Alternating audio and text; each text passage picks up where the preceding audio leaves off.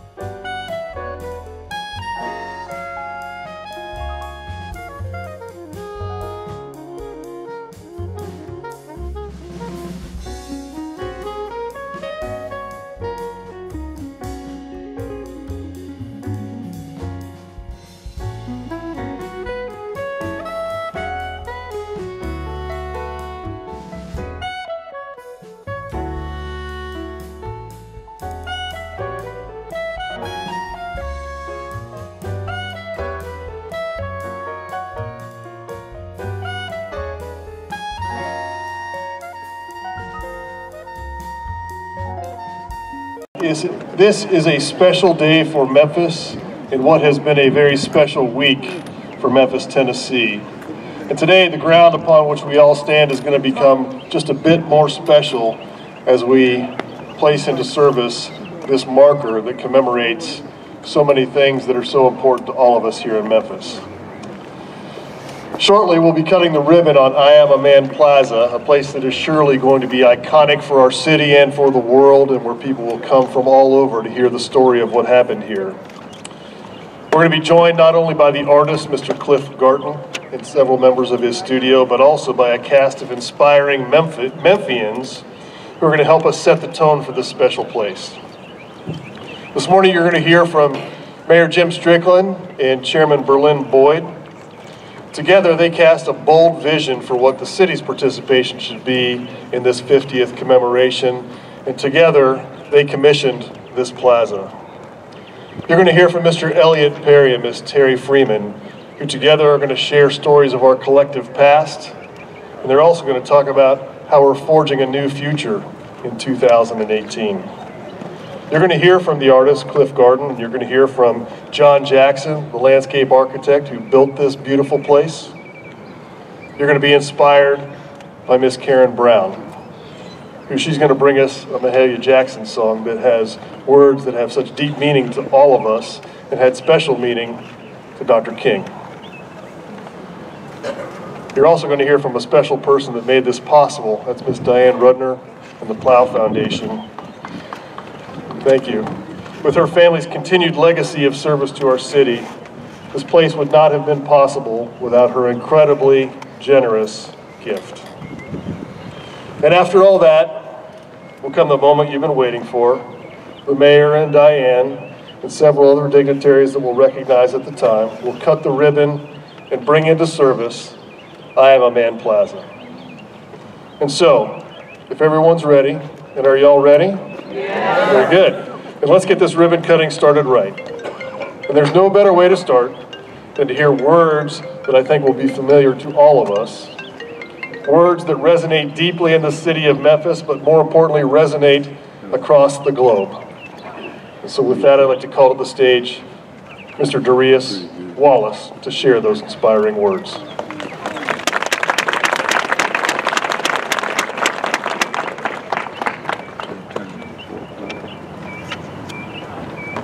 Deep down in our nonviolent creed is the conviction that there is something so dear, something so precious, something so eternally true that they are worth dying for. And if a man happens to be 39 years old, as I happen to be, and some great truth stands before the door of his life, some great opportunity to stand up for justice, he's afraid of his home getting bombed, or he's afraid of getting shot, or losing his job, or beat down by state troopers.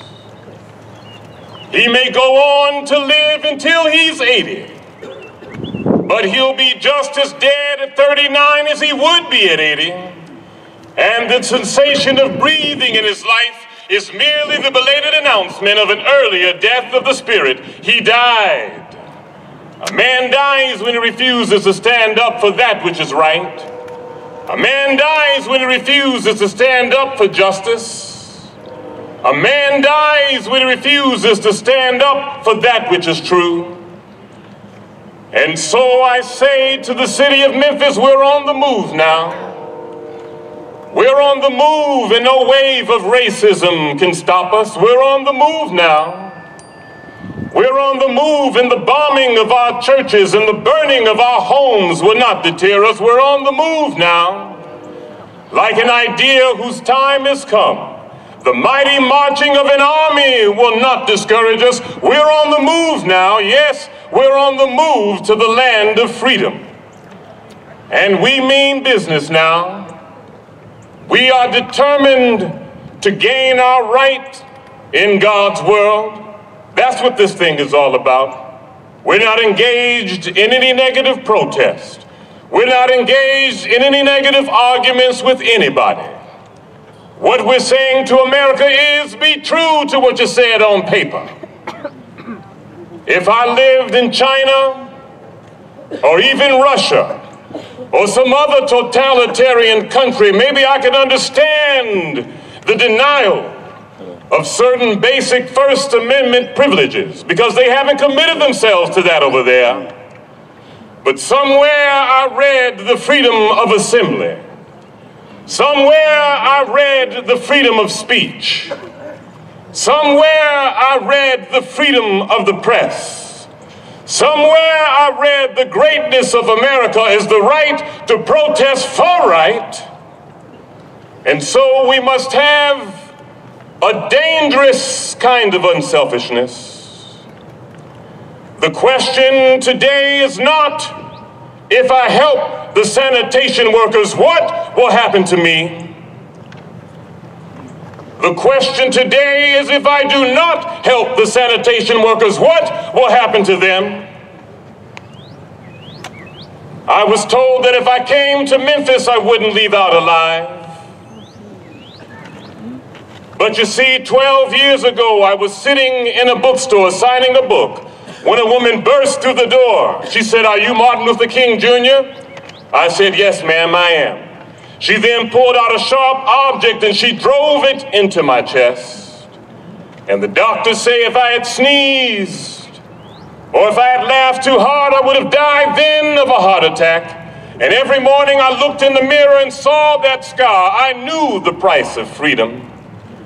And flying in from Atlanta, Georgia to Memphis, the pilot got on the intercom and said, "Ladies and gentlemen, may I have your attention, please? Sorry for the delay, but Dr. Martin Luther King Jr. is on board, and we want to make sure the aircraft is safe. There had been a bomb threat." And then I came into Memphis, and some began to say the threats and what will happen to me by some of our sick white brothers. Well, I don't know what will happen now. We've got some difficult days ahead, but it doesn't matter with me now, because I've been to the mountaintop, and I don't mind like anybody. I'd like to live a long life. Longevity has its place, but I'm not concerned about that now. I just want to do God's will. And He's allowed me to go up to the mountain. And I've looked over and I've seen the promised land. I might not get there with you, but I want you to know tonight that we as a people will get to the promised land. And I'm happy tonight. I'm not worried about anything. I'm not fearing any man. Mine eyes have seen the glory of the coming of the Lord. Thank you.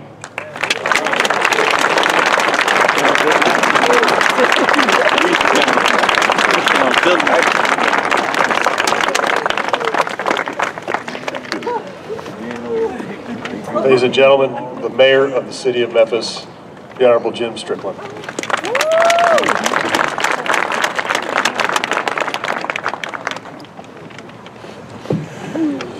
Good morning. Good morning. Welcome to everyone on this very significant day as we honor the 1968 sanitation workers. As we started preparing for this occasion more than 2 years ago, it became clear to us that a priority for Memphis would be something permanent, something lasting, that would celebrate and honor the courage of these men. So today, we will formally unveil I Am a Man Plaza. Now, like all good things in Memphis, it would not have happened without a team effort.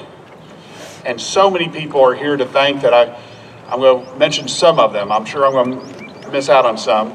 But first and foremost, the City Council. This could not have been done without the partnership of the Memphis City Council. And then our superstar coordinator, Patrice Thomas, and the entire City of Memphis team. The Urban Art Commission and Lauren Kennedy, thank you for your partnership. The Plow Foundation and Rick Masson for your support. Now this is sort of full circle, because A.L.L gave the money that ended the strike in 1968, and now the foundation he started, the Plow Foundation, has enabled the construction of this lasting tribute.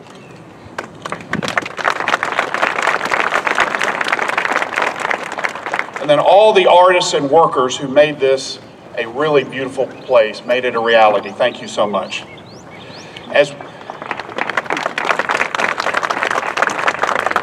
As we move forward from this day, I hope this space becomes a place where Memphians can come to reflect.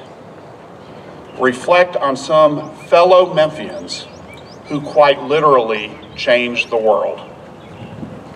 Because that's who we are in Memphis. And nowhere is that more evident than with these men and the ones who've passed, the 1968 sanitation workers who we're here solely for today to pay tribute to you. Thank you so much.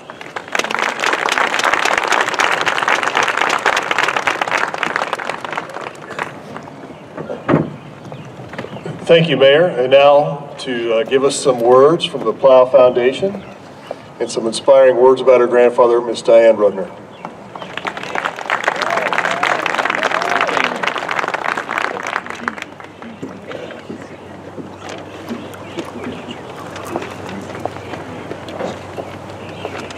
Thank you all. This plaza will always be a reminder of heroes. Heroes who fought for equity and political freedom in every form. While it's embedded in the history of Memphis, it represents an opportunity to inspire us and constantly remind us to reflect on our intentions and to examine the complex needs of our current and future communities. We all have different views of how social and civil rights issues should be addressed. But I know everyone here today, whether you're an artist, an architect, a technician, a landscaper, or anyone who had any part in creating this beautiful plaza, is moving forward with good intentions and a passionate desire for a more equitable society. The greatest long-term value of this newly created I Am a Man Plaza, I feel, is the symbolic opportunity it presents to take our ethical temperature and constantly ask ourselves, are we preparing for a better future, both individually and collectively? While the board and the staff of the Plow Foundation are here to honor the legacy of the sanitation workers primarily, we also thought this was the perfect opportunity to honor the legacy of our founder, A.L.L, who played an instrumental role in settling the sanitation strike in 1968. Over a generation later, his legacy continues, even though, unfortunately, some efforts we support are from the same root causes.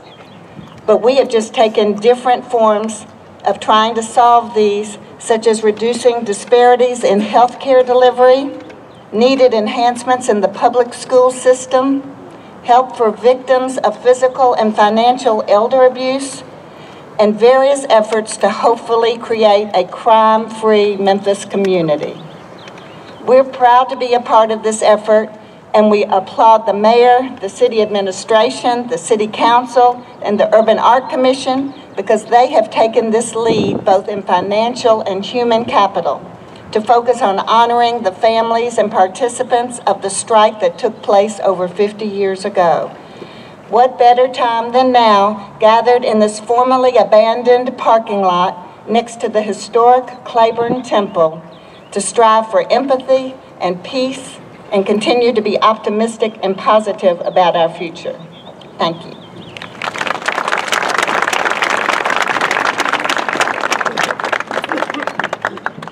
Thank you, Diane. And now we have a special guest speaker with us today.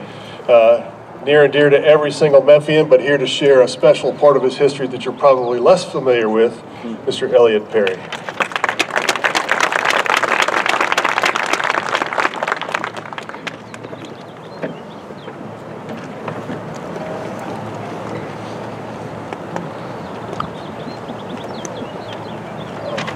First, let me say how humble I am to be here, and let me thank you gentlemen for the sacrifice.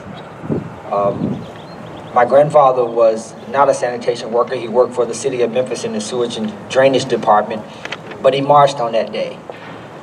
And if you see Mr. Withers' photograph of the I Am a Man photograph, and you see the gentleman walk right in front of the frame and looking right in front of the frame, that's my grandfather. And I can remember when I was young, we used to march from Mason Temple to the Lorraine Motel. And one day I asked him, why do I have to march from, because I didn't want to do it. And he was a man who had a 5th grade education. He wasn't an academic. And he said, when your time comes, you just do your part. You see, what I realize now is he meant, this is a relay race. I've run the first leg of the relay race, and ultimately you have to pass the baton to the second leg.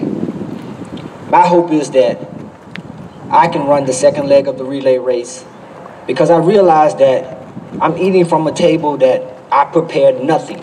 Amen. And so I'll leave you with this because here's where I interject.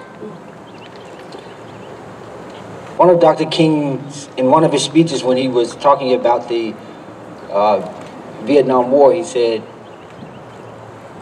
on the one hand, we are called to play the Good Samaritan on life's roadside. But you see, that will only be an initial act. We must come to see that the whole Jericho road must be transformed so that men and women would not be constantly beaten and robbed as they make their journey on life's highway. True compassion is more than flinging a coin to a beggar.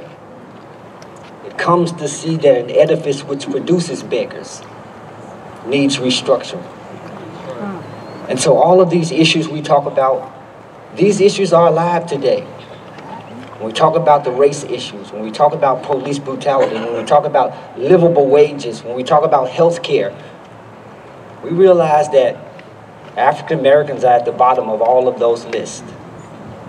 And what I ask all of us to do is, let's use our voice, and it may be in different ways, but to advocate.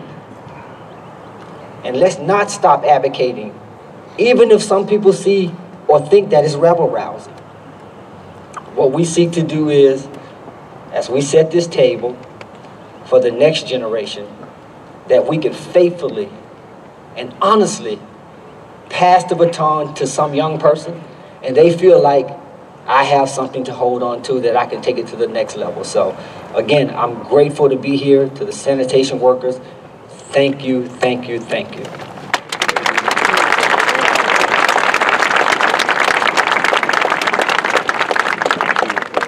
Thank you, Elliott. Now to give us some words about how we're forging a new future, we're honored to have our intrepid leader of the National Civil Rights Museum, Ms. Terry Freeman, come forward.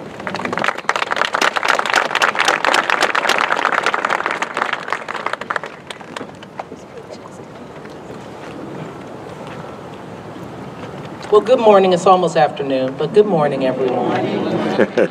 First of all, I would like to applaud the mayor and the council for creating this park and thank the Plow Foundation for their investment in this.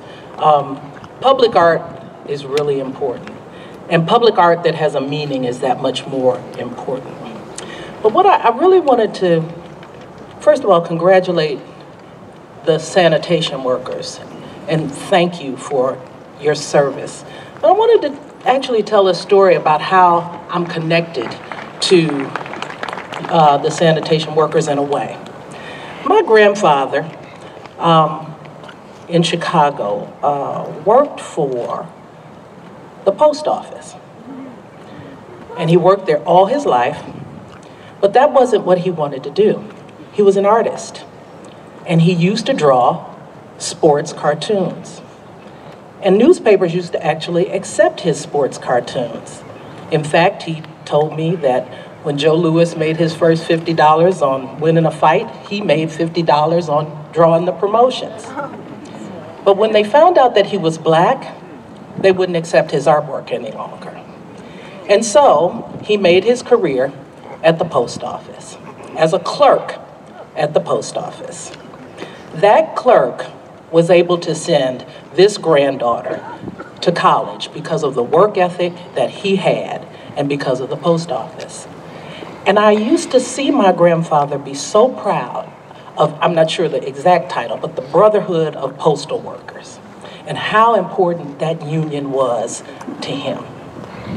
He taught me so much in the sacrifice that he made from the love of his artwork that he couldn't do, but he made it work anyway.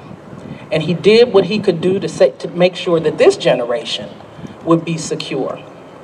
I think that this is what the future is. Each of us have to pay it forward. And we have to recognize that the issues that persisted for Elliot's grandfather, for the sanitation workers, for my grandfather, unfortunately, they persist today. We can't afford, frankly, to come back in 10 years and say, we're still focusing on the same thing. So I agree with Elliot that we have to use our voice, but in addition to using our voice, we have to also use our vote. And I believe that that is the power of what was done in 1965, in that we have the ability to put in who we need and to put in who we, and to take out who we don't. And I think that we have to be really focused on making sure that we are also constantly in communication with the people that represent us. So again, I applaud the mayor and the chairman for actually creating this, because this will be here forever. Generations will be able to come and say, I am a man, and it meant something. So thank you very much.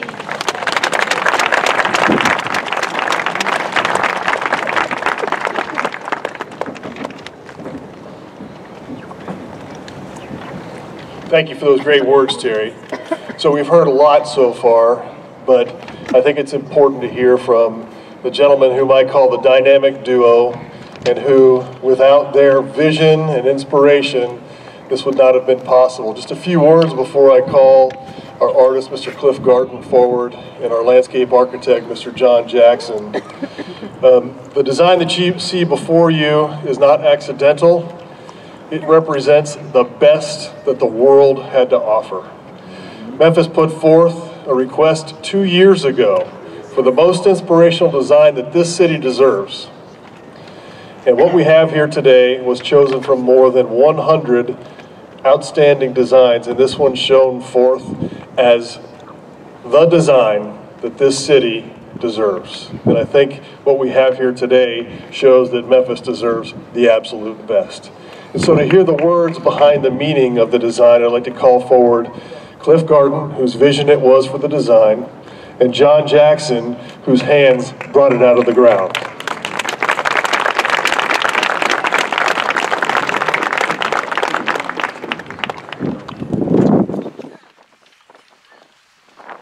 Thank you, Doug.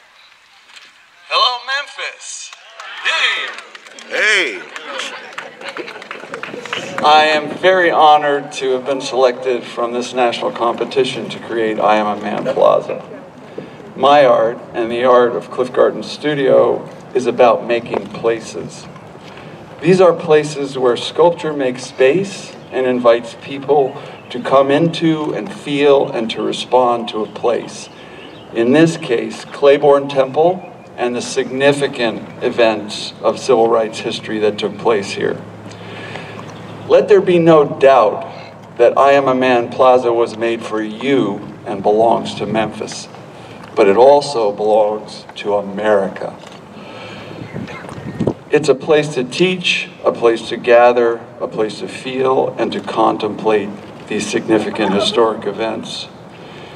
In some essential ways, my vision involved channeling these momentous days of 1968 back to you through this sculpture.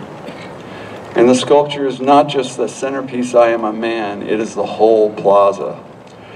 As I struggled with what this needed to be, I recognized that there was nothing more eloquent than what the sanitation workers simply stated in 1968.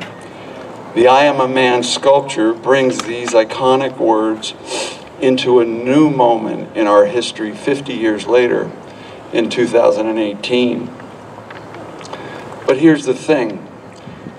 When America again grapples with our history of racism by removing hierarchical monuments across the South, we in Memphis have built a very different kind of memorial. Why is this significant and how is this process different? The design included a way to allow Memphis to take ownership of this piece, along with spoken word artist Steve Fox. Are you here, Steve? There he is. The community of Memphis selected quotations for the marble gates and created the poetic text on the marble gate facing Claiborne Temple. Would you please read that before you leave today? This text is an assessment of where we are 50 years later after the assassination of Dr. Martin Luther King. And it is a kind of time capsule for this historic moment. I Am a Man Plaza is not a hierarchical place. It is horizontal, and it is inclusive, and it is participatory. You are invited to through the marble gates etched with the words of the men and the women who laid it on the line in 1968. And you must walk through their words to get inside this plaza. Come back tonight when the I Am a Man sculpture is illuminated as it glows as a beacon for justice. Take a walk on the granite ellipse, read the timeline of the events of the strike, and read and touch the names of the 1,300 sanitation workers on the dedicatory wall. The sum of these sculptures is the place, I Am a Man Plaza. And the question it asks is, how will we deal with social justice as we move forward from this day? All of this would not have been possible without the support of Mayor Jim Strickland, the Memphis City Council, and the very generous grant of the Plow Foundation, the work of Patrice Thomas, of Lauren Kennedy of the Urban Art Commission, Faith Morris of the Civil Rights Museum, Professor Ernestine Jenkins, and so many other people in Memphis. The list is too long to even mention. Matt Gilliot-Tenon, would you stand up, Matt? From my studio, talented young designer, who did the incredible digital design of all of this work. My colleague and friend, John Jackson, encouraged me not to compromise on the complete vision as he led the design team and the city to what you see here today. I'd also like to thank Quora Stone for their incredible work on the digitally carved marble gates, and Metal Arts Foundry with their help with the bronze and stainless steel sculpture. This design involves not only the art of sculpture, but also the art of landscape. The selection of oak trees in the back of the dedicatory wall will gradually grow and take on a kind of a majesty. So the plaza is really tied to the landscape and will change over time. So Memphis, love it and care for it. It will give back to you and to our nation in ways you cannot yet imagine. Thank you.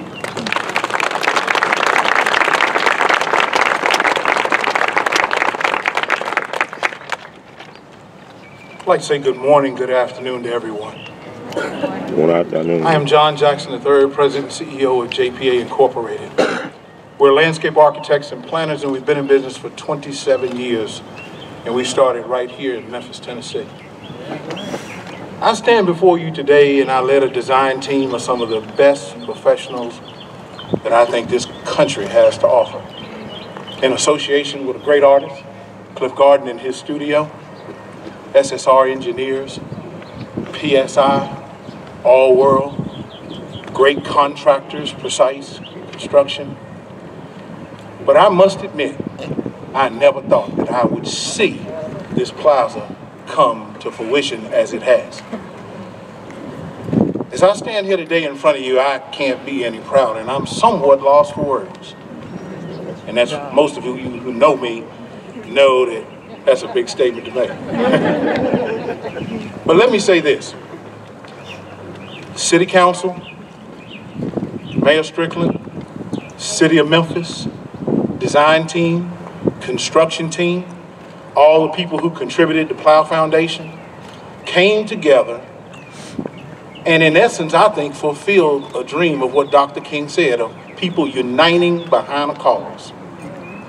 But I would be remiss to stand here today if I didn't say to you that, again, the real heroes of this are the sanitation workers.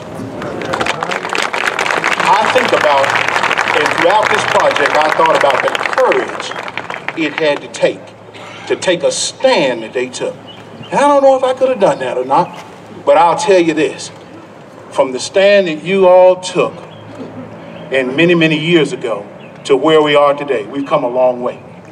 We got a long way to go, too. But I believe that the dedication of this plaza today is a great step to Memphis, to America, and to the world to say the following.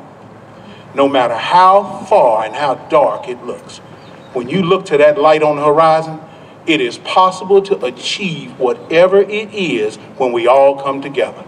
I thank you for the opportunity to speak to you today, and I also thank you for the opportunity to lead this great team. And thank you, Memphis. Thank you.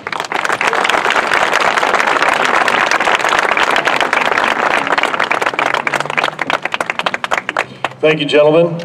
And hopefully this weekend you get some well-earned rest. I don't think they've stopped since they started this project a year ago. And they'll be taking questions later over the corner if you want to know the real story of the struggle to get this done. So, before we wrap this program up, we have the opportunity for some inspiring music. As I said, words that mean so much to so many and meant something special to Dr. King. And so, ladies and gentlemen, please, a warm welcome from Memphis' own Karen Brown.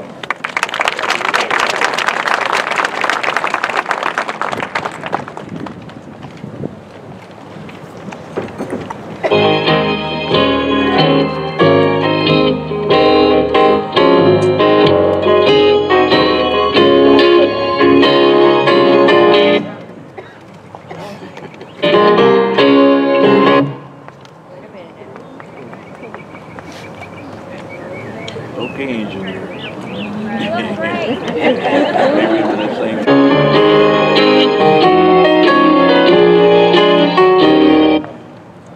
Okay. I have to go get my instrument. Acapella. Well, all right, acapella works too.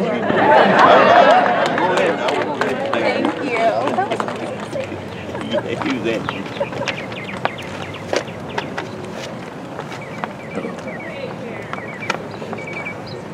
Well, all right, we won't worry about it. Okay. How I got over, how I made it over.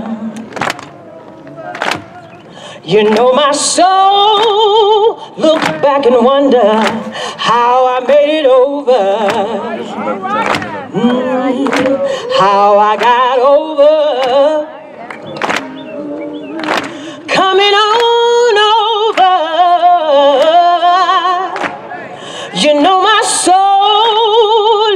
back and wonder how I made it over. Tell me how we got over. Had a mighty hard time coming on over. You know my soul. Look back and wonder, how did we make it over? Tell me how we made it over.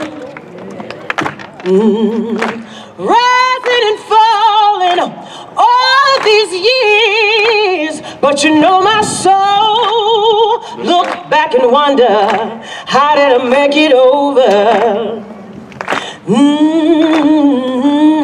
But soon as I can see Jesus, the man who died for me, the man who bled and suffered, you know he hung on Calvary. And I want to thank him for how he brought me. And I want to thank him for how he taught me. Oh, I want to thank my God because he kept me. I want to thank him because he never left me. And I'm going to sing hallelujah.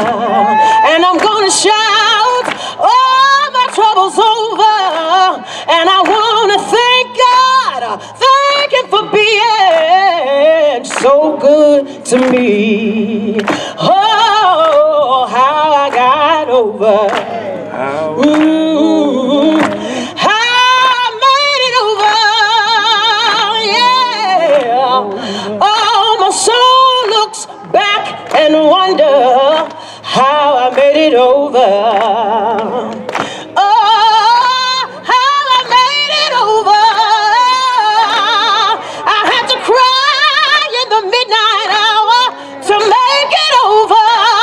But you know my soul looks back and wonder how I made it over.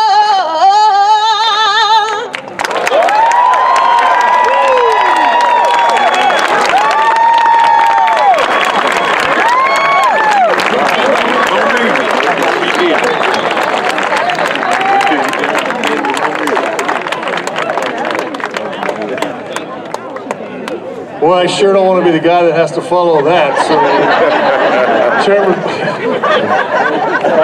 that was fantastic. Thank you, Karen. What a great, another round of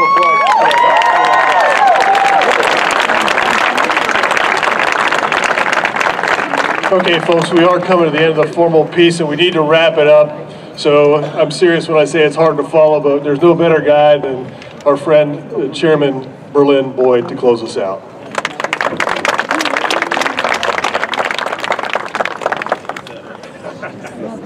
I believe I was set up. Good afternoon. What an honor to be here today to mark this location as a place to remember the sacrifices made by the 1968 sanitation strikers. I am a man, a short phrase that only consists of 4 words. But yet these 4 words made the world think. The word I am a man were beyond factual. They were also inspirational and transformative.